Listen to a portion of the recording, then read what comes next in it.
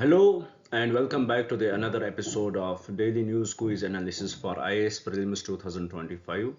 It is 23rd December today, and in this video we are going to solve different types of questions which are very much relevant for your preparation. Before we will start solving these questions, I would like to give you the brief introduction about the video so that if you are the first time visitor of this channel, you will get more connected with it. you know Basically in this video we try to discuss various types of questions, and if we will divide those questions in different parts, they will come in three parts. And in the first part of our discussion we will discuss questions related to current affairs, or we can say we take questions directly from the current affairs in the first part of our discussion. What we will do, we will take up the most important articles from the newspapers, we will break them down into the simplest language possible and derive these prelims based questions from those particular articles, so that it will give you the idea how a UPSC faculty can ask a question from these particular news articles and what part of the newspaper is important for your preparation. So this is what we do in the first part of our discussion. After solving questions with respect to the current affairs, we move to the another part of our discussion where we solve questions directly from the static topics. If you had followed me, we had started discussing the static topics also here, and we started with Indian polity. And in Indian polity, we had reached up to DPSPs. We are about to complete the DPSPs. So in DPSPs, we are going to solve a question from a particular article from these DPSPs, and we will try to find out the ways in which the UPSC can ask a question on that particular article. And also we'll give the idea, even though the article itself may seem very discreet, very small, but UPSC can surprise you. They can ask you a direct question on these particular articles. So this is the another set of questions which we discuss here. After solving the questions with respect to the current affairs, with respect to the static part, we move towards the last part of our discussion, where we solve questions, where we solve previous year questions which were asked in the previous year exams. What we do, we every day try to take a few questions from the previous year papers, we try to discuss them, we try to find out the ways and methods by which we can solve those questions if we don't have the proper knowledge, and we also try to break down the language used by the UPSC in these particular questions. So why we do this, because as it is said that the previous year questions are bible to our next exam, so we have to read them, and UPSC has often repeated its questions. So to get that part covered, we bring these questions in our third part of our discussion. So this is in nutshell what we are going to discuss in this video. Now with this, I would like to request you a few things which I believe if I was at your place, I would definitely follow that. First of all, if I was at your place, I was preparing for my exams next year, I would definitely start noting down these questions one by one. I will develop my own question bank. Developing a question bank is very much important for you. If you have your own question bank, what you will do when your exams would be near. I mean, when it is the month of May and only few days are left with your exams, maybe approximately 20 to 25 days are left for your exams. At that time the level of anxiety is very high, your heart rate is very high, you want to revise everything, but time does not permit you. So what will you do? You have to go through the CSAT, you will have to go through the static part, you will have to go through the current affairs part, you will have to go through previous year questions, look what was asked, but time does not permit you to do all that stuff at once. But if you have these questions with you, what you will do, you would just go through these questions. These questions would definitely connect you with the current affairs, they will connect you with the static part, and also they will give the analysis of previous year questions, and in this way they will boost your confidence before entering the exam hall. So it would be better for you to note down these questions, develop your own question bank, and get prepared well before the exam. Now with this, I would like to request one last thing to you guys. Please do subscribe the channel, share it with your friends so that they may also get benefited from this initiative, and do write in the comments what do you feel about the video. If we are lacking somewhere, please do write in the comments. If there is need for anything new, please do write in the comments. We are here to help you, and also do criticize us if the criticism is due, but be little respectful in that. So with this, let's have a look at the first question which we are going to solve here. Question is about the net zero emissions, what they are. Here why we had brought this question, you may ask me this question, sir, what was the reason why we had brought this question? Because a particular article in the newspaper today which talked about the global warming fight has a challenge for India. It was this article has been wrote by a great ambassador, a great man who has done huge work in this particular area. So it becomes important for us to understand what does he feel about the global warming fight, and how according to him is it challenge for India. With respect to this, we had seen, recently COP 29, the conference of parties 29 for UNFCCC was held in Azerbaijan, and mostly it is believed that it is a failure conference, because the main parties in this, like USA, which is the most developed country, did not was not that much active in it, as it had its elections. The party change in elections, the presidential change there, so they were not that much involved in it. And only thing which we can get from this conference was that this conference asked the developed and developing countries, they asked the developed and developing countries that they should give their framework till what date, till what time they will achieve the net zero emissions. So with respect to that, there comes two concepts. One, the concept there with respect to the net zero emissions, as this conference demanded that both developed and developing nations should give their time, should give their estimates. So with that, there are two interlinked concepts. One is called peak demand, which is very essential, and another is called net zero emissions. So they are very much interrelated. So with respect to this, if we will take the example of China, they told that they will achieve the net zero emissions by 2060, and the peak demand they will achieve in 2050. So here it becomes important for us to understand this peak demand. And with respect to India is going to achieve the net zero emissions by 2070, and approximately in 2060 we are going to achieve, we are not very much clear, to be more precise here, we are not very much clear when we are going to achieve this peak, peak peak demand, when we are going to achieve this peak demand. So these two concepts, net zero emission and peak demand, becomes important for us.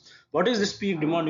For example, we have different surveys are done with respect to how much energy we are consuming, how much energy, for example, we are how much emissions we are spending, and usually when it is converted in, this peak demand is usually energy, with respect to electricity, how much energy we are consuming. And according to different data, for the China, they are going to achieve this by 2060. But here the author says, with respect to India, we are not very much clear when we are going to achieve this peak demand.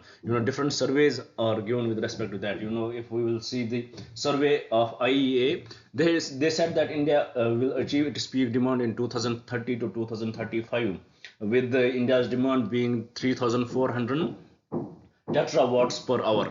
But that is not true according to author, because it is very much misleading. India's peak demand can be somewhere near 2060s and 2070s, and if this is not understood, when our peak demand will when we will realize our peak demand, how much is the maximum energy which we are going to use, if we are not able to realize that, then we are never able to achieve the net zero emission. Then now comes the concept of net zero emission. What is that? It is how much you are emitting, and at the same time how much, if for example you are emitting you are emitting some amount of carbon dioxide, or global greenhouse gases, and at the same time how much you are, how much you are sinking, or how much you are absorbing. For example, we are emitting 1 million tons of CO2, and at the same time we are sinking 1 million tons of CO2. That at that time we can say that we had achieved this net zero emission. So with respect to this, to achieve this net zero emission, according to the author, it is very important that we should understand our peak demand. If we are not able to understand our peak demand, then we can never achieve this net zero emission, and we can mislead the countries. So it is better for India to absorb, to understand its peak demand as early as possible, so that they can frame their policies with respect to it. So this is in the article. This much was in the article. This is the gist of the article, what was in today's newspaper. And with respect to this, we had framed this question, and by this question we will get more idea about it. Here the question says, consider the following statements regarding net zero emission. First statement: net zero emission refers to achieving a balance between the amount of greenhouse gases emitted into atmosphere and the amount of removed from it. 100% correct, nothing wrong with this statement. The second statement, achieving net zero emission necessarily requires complete elimination of all gas emissions. Totally incorrect. You cannot eliminate the use of greenhouse gases emissions. So this statement is totally incorrect. Coming to third statement, it says carbon offsetting through mechanisms like afforestation can contribute towards achieving net zero targets. 100% correct. When we have the green forests which are the natural sinks of the greenhouse gases, this term is often compared to carbon offsetting. So by the help of through carbon offsetting mechanism, we can achieve this net zero targets. So with respect to this question, the correct statements are statement 1 and statement 3. So with this, I hope you had understood the concept of net zero, you had understood the concept of peak demand, and you had understood the concern of the author with respect to with respect to the global warming fight, India's challenge with respect to global warming fight. So with this, let's move to the another question and try to understand. Here the question says, with reference to the communication satellites, what does the term geofencing primarily refers to? This is also an interesting topic which was in the news today. Basically, right now we had seen how Manipur is very much disturbed. There is violence going on, and there are various anti-India sentiments happening there. Anti-India parameters are happening there. There are various militants operating there, and with respect to this, whenever we had seen one thing, whenever there is anywhere some violence like that, first thing what the government does, it cuts the communication. It cuts the internet connection is cut down. This internet connection is cut down. So for that, they do different things. They may cut it from from their sources. Now with respect to this, when there was no internet, it is found that the Starlink devices have been found that they are, what are these Starlink devices that they get, this Starlink devices, they are satellite based communication devices. And with respect to these Starlink devices are satellite based communication devices, and with respect to India, these satellite based communication devices are totally banned, under section 6 of the Indian Wireless Act and Section 20 of the Indian Telegraph Act. This satellite-based phones are not allowed in our country. But still, it has been found that at different places, these satellite-based, these Starlink devices have been found. Dish and antenna has been found there, which helps them to connect to the satellites, and they are able to communicate. So with respect to this, the government of India, they went to the Sterling company, and they asked Elon Musk about that, what is the issue behind that. And according to Elon Musk, according to them, that there with respect to the satellite communication, there is a term geofencing, and it is very much location based. So this fencing has been done, as it is banned in our country. This fencing has been done in your country, but they are using some prompt text, is they are hacking the system, and by the help of that, they are using this device, and they are using these devices. So according to Elon Musk, he said that it is not they who are supporting the militants, but they are using some fraud ways. They are using some hacking techniques by which they are able to connect to the internet. So with respect to this, with respect to this article, what becomes important for us is this term, the geo fencing, and also the section 6 of the Indian Wireless Act and section 20 of the India's Telegraph Act, which bans satellite based phones in our country. So let's try to solve this question with respect to this and get more idea about it. So here the question says, with reference to the communication satellites, what does the term geofencing primarily refer to?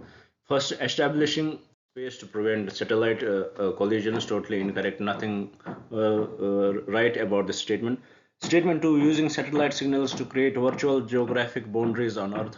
That it would ban, for example, like in India, we don't allow these satellite communications to happen. We don't allow satellite based phones in our country. So if about satellites, we know that they rotate the globe many times, and they will go through different airspaces, or we can say different uh, different regions of the country of the world. So with respect to India, as it is banned in there, so there would be geofencing done with respect to India, so that if anybody is trying to use that particular signal, they won't be able to get that. So this is the main reason for that. So with respect to this question, the correct statement would be option B. So with this, let's move to the another question. Now coming to the third statement, let's see what does this statement say. Limiting the transmission power to a satellite to a specific orbital region. No. Statement 4, encrypting satellite communication signals to prevent unauthorized access. Neither this one. So the correct proper discussion, the proper the proper meaning, the proper reference to geofencing is statement 2, which is using satellite signals to create virtual geographical boundaries on Earth. So with this, let's move to the another question and try to solve. Here the term question is about this SpaceX. It was a term which is brought forward by the ISRO. So we need to know about this. A direct prelims based question can be asked with respect to this. There are only 3 countries till now who have this who has this technology, who can dock 2 space aircrafts in orbit. So who are these countries? It is US, it is Russia, it is China, and India is going to be the 4th country to achieve this by next few months. So right now there are only 3 countries. So about the term SpaceX, we will understand it by this question. First statement, it says a new series of Indian communication satellites now. Second, an experimental mission for docking 2 spacecrafts in orbit, 100% correct. This experimental mission in which the India will achieve this technology, that they will be able to dock 2 spacecrafts in orbit. So this experimental mission is called as SpaceX. So with respect to this question, the correct statement would be option B. And right now, what are the 3 countries which have this technology? It is USA, Russia, and China. So with this, let's move to the another question from the current affairs part. Here the question is about the Similipal Tiger Reserve, which is in Orissa. Why it is in news?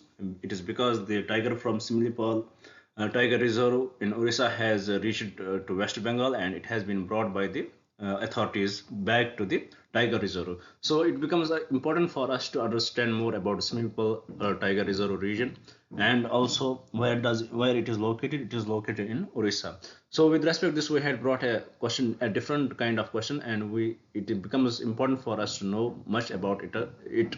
So by this question, let's see what does the question say. It says, which of the following tribal communities are traditionally associated with the Similipal Tiger Reserve region?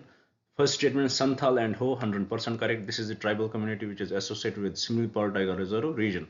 So with respect to this question, the correct statement would be option 1 only. So with this, we understood why it was in news, and a little more info, out of context info, with respect to Similipal Tiger Reserve. So with this, let's move to the last question from the current affairs, which was in news today.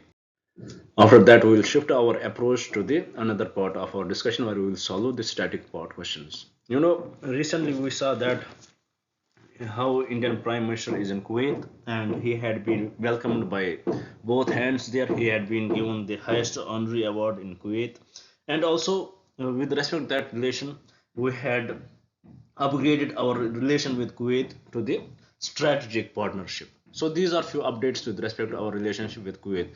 So in that moment, in that visit of the Prime Minister to Kuwait, he called the diaspora in Kuwait as mini Hindustan. I feel it becomes important for our exam. May not be in UPSC, may be other civil service exams. Maybe they may ask you this current basic question, that mini Hindustan was recently in news. Which of the following countries was called? So it was called by PM Modi to the diaspora in Kuwait. So with respect to this question, the correct statement is option C. So with this, we complete today's discussion with the current affairs. There was not much to be discussed. There were many articles which we had discussed recently, many times. So I tried my best to find the new ones which were very much relevant for our preparation. So with this, let us shift our approach towards the another part of our discussion, where we will solve where we will solve the static topic based questions. Here today's static topic is Article 49 of the Indian Constitution. Very important article. if we discuss a little bit about it, it is the Article 49. It gives the protection of monuments and places and objects of national importance. It talks about the protection of monuments and places and objects of national importance. So let us see what does the Article 49 say with respect to this question. According to Article 49 of Indian Constitution, it shall be the obligation of the state to protect monuments and places of artistic or historic interest declared by or under law made by parliament to be of national importance. 100% correct, nothing wrong with this statement. Second, objects of artistic or historic interest declared by or under law made by parliament to be of national importance. 100% correct. So this Article 49 contains these monuments and places of artistic or historic interest declared by law or by parliament to be of national importance. Coming to the third statement, all private owned historical buildings, irrespective of their national importance, totally incorrect. So with respect to this question, the correct statements are statement 1 and statement 2. So if in a nutshell you have to remember about Article 49, it says it is the duty of the state to give the protection to provide the protection of monuments and places and objects of national importance. It shall be the obligation of the state to protect every monument or place or object of artistic or historic interest declared by or under law made by the parliament to be of national importance. From spoliation, you cannot spoil them, you cannot disfigure them, you cannot destruct them, you cannot remove them, you cannot dispose them, or you cannot export them in any case. So with respect to this question, the correct statement would be option B. So with this, we had completed today's discussion with respect to the static part also. Now let us shift our approach to the last part of our discussion, where we will solve a previous year. Here today's previous year question is with respect to the term with respect to the, let's see what does the question say. With reference to the history of India, Ulugulan or the Great Tumult is the description of which of the following. So let us see what does it what it is the description. Is it the description of the revolt of 1857? Totally incorrect. Mapila rebellion of 1921? Not at all. Indigo revolt of 1859? Not at all. Then the fourth, Bisra Munda's revolt of 1899 to 900? Totally correct. So with respect to this question, the correct statement would be option 4. So about this we need to know. In 1890s, under the leadership of Bisra Munda, the Mundas of Chota Nagpur Plateau, they rebelled against the British, and that was called Ulgulan. That rebellion, the Mundas of Chota Nagpur Plateau, when they rebelled against the government, against the British, and that rebellion was called Ulgulan. So with respect to this question, the correct statement would be statement 4, Bisra Munda's revolt of 1899 to 900. It is all. So with this, we complete today's discussion. I hope you had understood everything what we discussed here. If any confusion is there, please do write in the comments. We will try to clear that. So with this, I would like to say bye to you guys. I hope you do well in your exams, and best of luck to you guys. Thank you for staying with me.